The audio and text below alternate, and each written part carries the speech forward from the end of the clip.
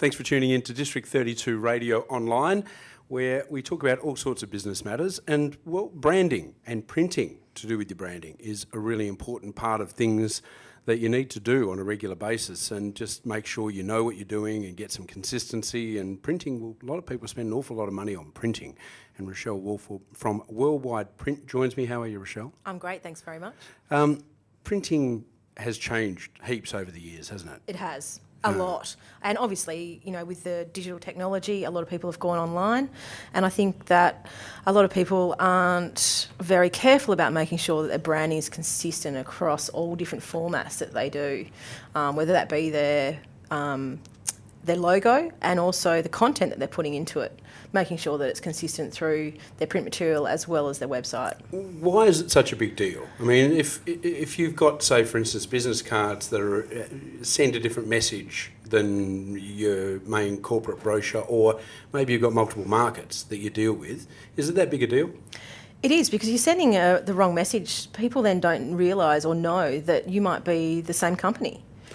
Yeah, true, same company. So in terms of like finding that established brand in the first place, a lot of people, of course, everyone's an amateur everything these days. So it's easy enough to download a program, you know, upload a stock standard sort of simply looking thing and put some letters underneath it and pick a font that looks pretty, and there's my logo. That's pretty much how it works these days, isn't it? Yeah, look, it is to a certain extent, and I know that a lot of people are doing that. But what I say is, you wouldn't go to a networking event wearing tracksuit pants. So you know, your business needs to have the look. You know, if you're professional and your collateral shows that you're professional, then people want to do business with you. But if your business card says one thing and your flyer says another thing, it confuses people, and people don't. I think they aren't really connecting the dots together, and you're giving people the wrong message. And I think, you know, a lot of people don't understand is that you go to a networking event and you hand a business card out and you might see 10 or 15 people. You go away from that and then you look back at your business cards. Oh, what does that person do?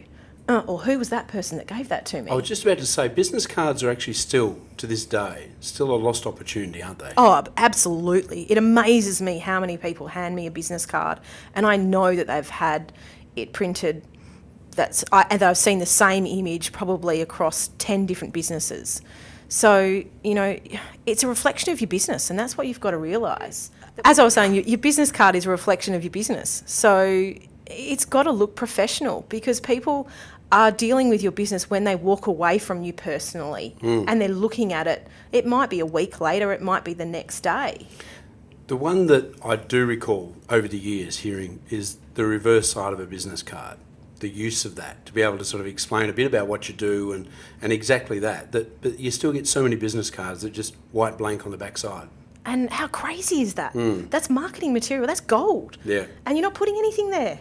Why would you do that?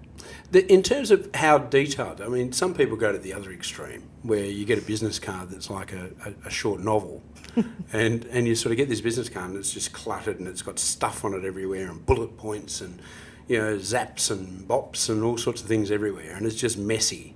But they're trying to convey so much information. There's a balance, isn't there? People certainly do have way too much information. Your business card should be your logo, the contact information about you, and a small bit of information about what you do. Because the other extent I see is the amount of people that hand a business card out that actually doesn't say what they do. So same scenario, you go to a networking event, 2 days later you look at it, what in the world does this person do? But equally, as part of your branding exercise, when you first start your company, surely most people should have a business name that sort of reflects something about what they do. There's not a lot of thought goes into names sometimes, is there? Absolutely, I agree. And I think that, look, it does depend on the business as to whether that's warranted or not.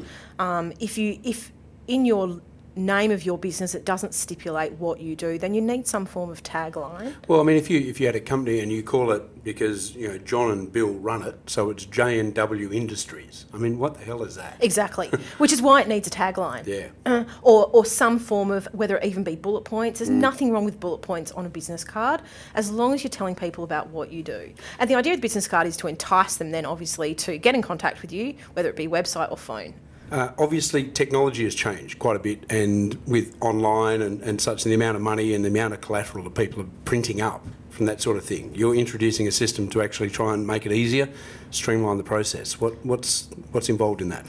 Well, what we found is that people are, I suppose, really time poor. Everyone's time poor these days. So we've created an online print management system, which means the things that you print on a constant basis, whether it be corporate brochures, business cards, those kinds of things, we have an online print management system where all that is uploaded onto a specific website for that client, which means at any given time, anywhere in the world, they can log on. They can type in and change specific information on the business card or the brochure, whatever it might be. So it's sort of like a editable PDF type Absolutely. thing? Yep, right. Yeah, so it's an editable PDF. They can see the proof straight away and they can place the order straight away, which means it gets delivered straight to them. What that means is it stops them having to email us for a quote. We then accept the quote, then we open the job, we proof it to them, they okay it, and then it gets sent to print. It stops all of that process. The pricing is set, so they know exactly what they're going to get charged for a 12-month period. It means that they can log on at any given time and work out what they've printed, how much they've printed, and the cost for them as well. So they can manage their print, especially for a corporate business. It also reduces the cost because we don't have all those other aspects of having to do a quote, having to do a proof, all those things are taken out of it. Less labour, less touch points. Yeah. Okay. So that is a big thing that we've had for quite a while. We have improved the system this year, and we've just launched OPM 3. Which a lot of businesses are using, and it's a huge time saver. The advantages, I mean, you're part of a group. The advantages of a group as opposed to standalone printer, what are they in basic terms? Well, it means that we can give better rates and better pricing because we've got buying power. And it also means that we have really high-end quality control. So our factory for worldwide Australia is based here in Perth. Okay. Which is really pretty rare for most Australian companies. What it also means is that we have the best printing industry standards in Australia. That's something that's monitored by a separate board every 6 months to make sure that we meet the printing industry's awards and the portfolios that we have to on a colour point of view. So I can guarantee you that when you print business cards now, in 6 months' time, you're going to get exactly the same colour. And for bigger businesses, that's really important from a branding point of view. Yeah, very much so. You'd be amazed how many times I walk into a business and see business cards and there's about 4 or 5 different shades of blue on the business card. It happens a lot. Yeah. In terms of the current climate, the current business climate for this sort of thing, how are you finding it? Oh, look, tough, absolutely. You know, print in general has been doing it really tough. As soon as the mining boom, obviously a lot of printers came into the market at the start of the boom, and we've certainly seen a lot exit now that the boom has died. For us, it's about giving clients really good customer service, and not just that, about giving them print solutions so that, you know, they might think that they need to do this certain product, whereas we might say, well, actually, hold on a minute, this is actually a better process for you and it's cheaper. So it's about creating a solution, and every business is different in regards to what they want and what they need. The impact that, you know, the $99 multifunction centre printer at, well, not Dick Smith anymore, that's gone, but, you know, at some of the other places that you can buy these things, and also the software solutions that are there for an amateur to play and do a flyer up or something like that. Has that had a really marked impact, or is it really just, well, they're going to do that anyway? I think they're going to do that anyway, and really I've found that most startup businesses tend to do that because it's about the money that they have. You know, I've had 3 of my own business in the past, so I know how tight money is, especially when you're starting up. And I don't think, well, there's nothing wrong with that. It's just about making sure that when you do start to have the funds in there, that you get it done properly so that you're not confusing people about your brand and your message, and that it does look professional. And it's also a bit of false economy in there as well, isn't it? I mean, if it takes you 3 hours to produce something that, you know, you could outsource and cost you a couple of $100 to get done, it's better use of your time. Absolutely. And what you've got to take in consideration is you might go overseas and have someone design the brochure, but what people forget is that, okay, it's only going to cost you $20, but at the end of the day, 3 months later, you're still trying to work on that brochure because of the language barrier, because of the time, you don't actually physically get to speak to them. They actually don't know about your business to actually make sure what they're producing for you is actually going to work. And so we see that quite a bit, amount of businesses that do that, then come come back to us with it, and we actually generally have to recreate it because it's been done in Photoshop, which is for photos, not for print. Yes. And we see that a lot. If someone's producing a logo for you and they give you a JPEG, walk away. Don't give them any more money because you're not going to be able to use that for any signage, any shirts that you want to have done, because it means the logo's not being created in the right program. Yeah, good point.